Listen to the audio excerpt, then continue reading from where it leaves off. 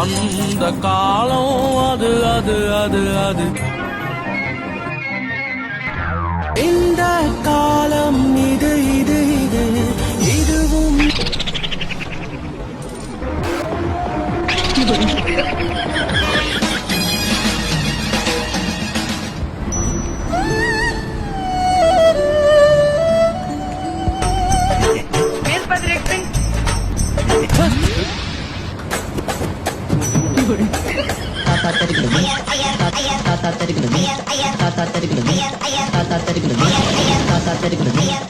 தங்கத்தோட விலை நாளுக்கு நாள் ஏற்றத்தோட தான் இருக்கு. அது குறையறதுக்குரிய வாய்ப்பு ரொம்ப கம்மி. அதனால தங்கத்துல முதலீடு செய்வது ரொம்ப நல்லது.